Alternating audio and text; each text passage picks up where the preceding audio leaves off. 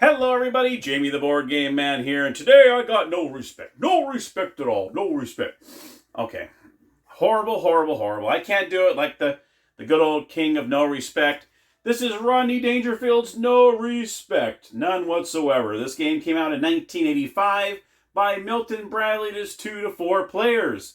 Now in this game, what you're trying to do is you have 3 rows in front of you, and you're trying to get 3 rows of ascending numbers. If you're able to do that, you win the game. Or, if you're the last person standing, you win the game.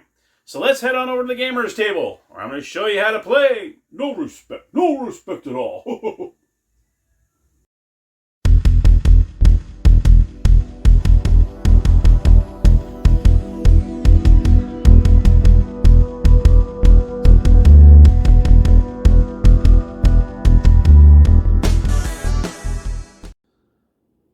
All right, here we are at the gaming table with no respect. Let's take a peek.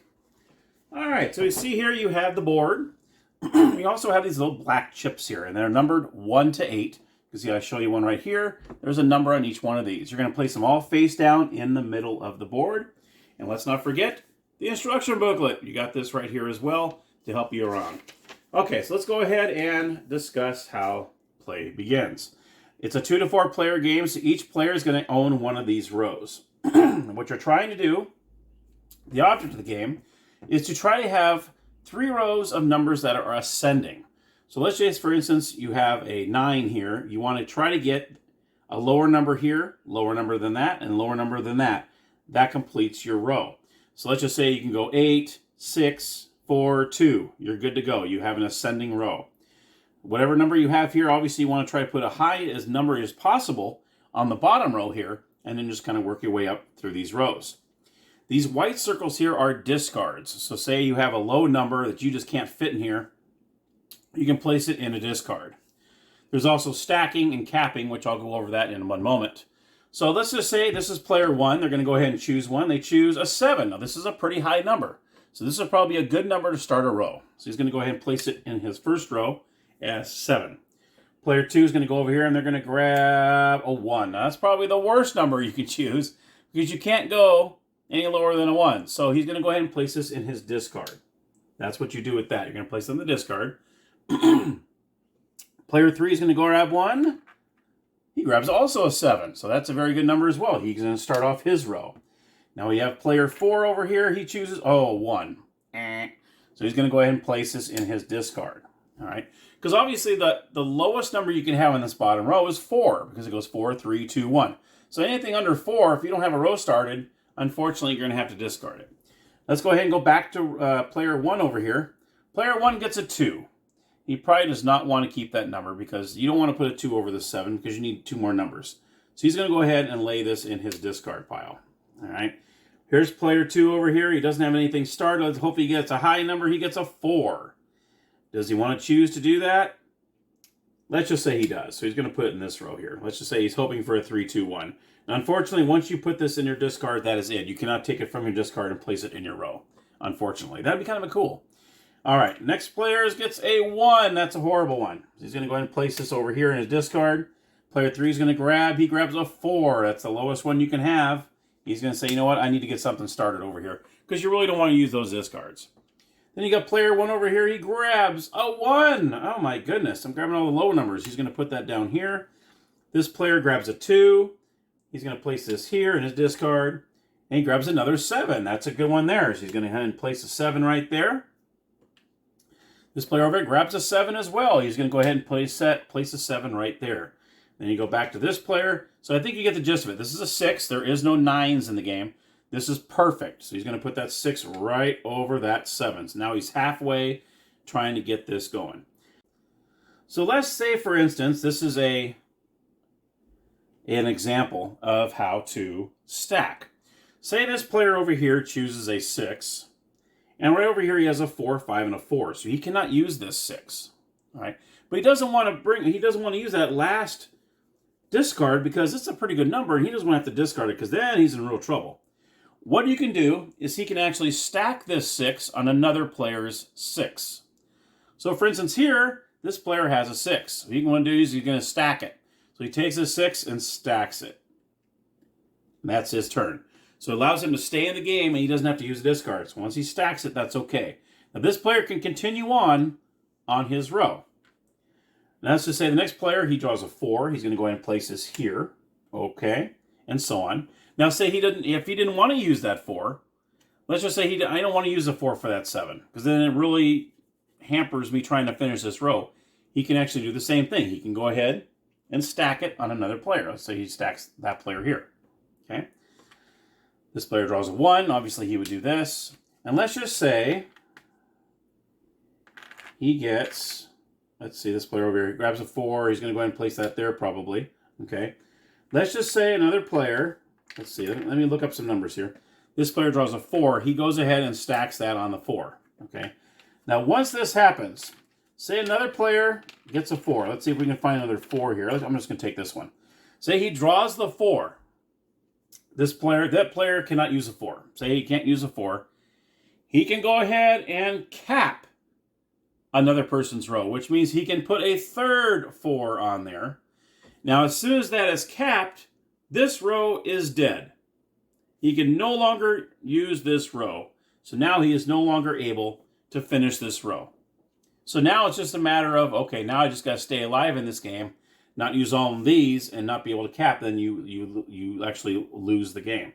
So if you have a move where you don't have any more discards, say you use all your discards, and you had a number that you could not, say you drew a 1 in this case, you can't use it. You can't. All your discards are done. You can't cap any 1s. You can't do any kind of capping or stacking. Then you would lose the game. You are out of the game. If you cannot use the number you drew, you're done. You can't put it in here. You can't put it in discard. You can't stack or cap. You're done. And you'd be out of the game. You will be eliminated.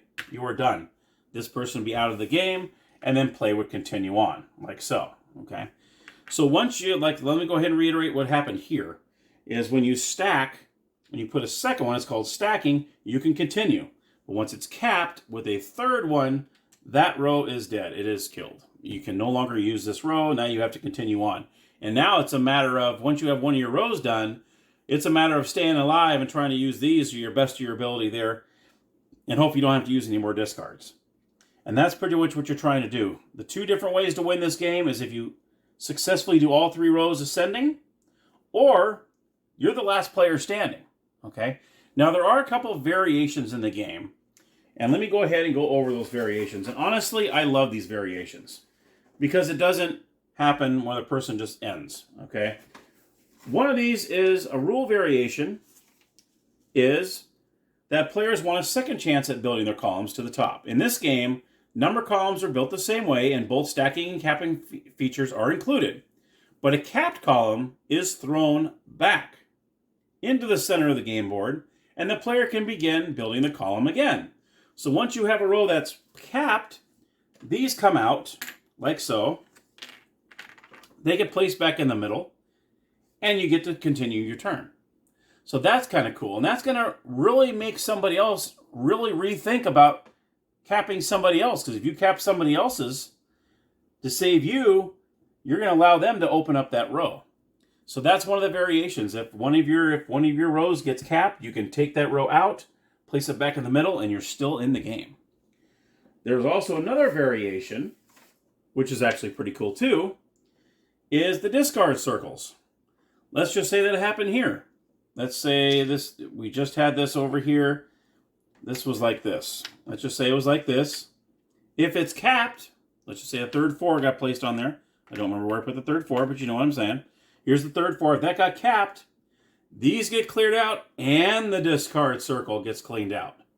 So now you have not only this row, but now you have that discard circle you can play with too. And it allows you to stay in the game. So there's times you can cap your own. Say, you got this going here and you're in trouble. You're like, you know what? I'm going to free up this row because I don't see, maybe, I just don't see this happening. Maybe you had 2s here, and you know that the only number that can save you is 1, and I don't think I'm going to get there. You just get a third 2, place it right on there, cap your own, and then you can clear out this whole row. You can do that. So you can really think about, and the strategy really changes in the game. Instead of you just capping one, okay, that's dead, and then you have 2 of the rows and you're trying to stay alive, now all of a sudden the game has a whole new meaning where now you cap a row, that whole row goes away, or you have the other variation where it this goes away and the discard circle. And play continues. I like the variations better, obviously. I don't know what you think about that, but I think the variations are actually good, and it keeps players in the game a lot longer. So that, my friends, is no respect. You're either trying to finish 3 rows and win the game, or just have the last person standing. Now let's head on over to the game room, and I'll give you my final thoughts. All right, so my final thoughts on no respect at all. I'm going to go ahead and give it a little respect. You know, it's not a heavy game. It's a very, very light game. You know, you're picking up a number in the middle, and you're trying to put it in your row. And if you can't use it, you put it in your discard, or you can stack somebody else's, or you can cap it. I mean, and then that row is dead. So I think the variations are really good, where you're able to try to, you know, you can either cap your own row just to kind of open that up and then restart again and then have another discard as well. That really, I think, really adds another dimension to the game. And I know that the strategy is completely different, because you might not want to stack somebody else's, or you might not want to cap somebody else's, because that completely releases that row and that discard. So I really highly recommend using the variations. I think the variations are so much better in this game. I would hate, like I said at the beginning, I would hate to see someone after 4 or 5 moves, they're done. Because, unfortunately, they drew low numbers. You know, that would be horrible. That would be horrible. So, if you play the variations, it's a lot more fun. So I'll give it a little respect there. I mean, it's not, bring your expectations, you know, right here, not up here. Bring them right here. You'll be fine. It's a very light, fun game. So I'll go ahead and give it a thumbs up, just because I love that it's vintage. It's Rodney Dangerfield. And it's not that horrible of a game. It really is. And I think it's a cool little game if you play it with the variations. I think it's a lot more fun. And it gets to the point you're just like, what number? Oh, it's that number. Oh, that's the number I needed. Woo! You know, I can understand everything you're trying to, oh my gosh, what number am I going to pull? So if you have the game, let me know if you have it or dislike it, or, maybe you've never heard of the game.